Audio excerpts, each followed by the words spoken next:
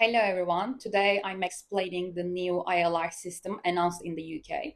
The government is changing the current 5-year rule and introducing a new model called earned settlement. This means ILR will no longer be automatic. It will depend on your overall contribution to the UK. The government report says migration numbers reached record levels between 2021 to 2024, so the ILR system is being redesigned from the beginning. For the most people, the waiting time will increase from 5 years to 10 years. Only a few groups will still qualify, such as partners and children of British citizens, Hong Kong BNO visa holders, and people who own global talent visa and innovator visas. The new system is built around four main conditions. The first one is character. So people with criminal record will not qualify anymore for ILR. The second one is integration. Everyone must speak English at least B2 level and pass the Life in the UK test. The third one is contribution. You must earn about 12,570 for at least 3 to 5 years.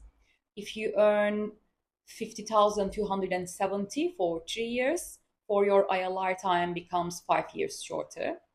If you earn 125,140 pounds for just 3 years, it will become 7 years shorter for you.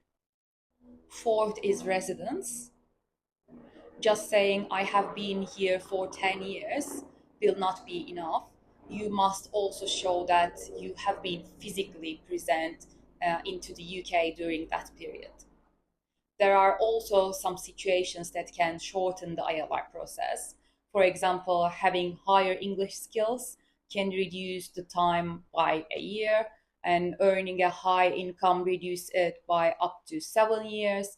Working in public services can reduce it by 5 years, and volunteering can reduce it by up to 3 to 5 years. Um, British family members and Hong Kong BNO status keep 5-year route. Nothing will change for them.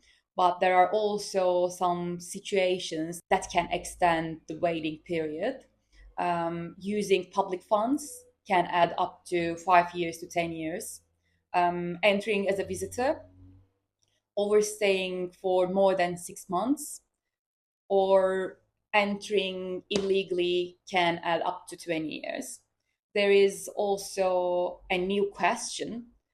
Should ILR holders lose access to public funds? The answer is yes.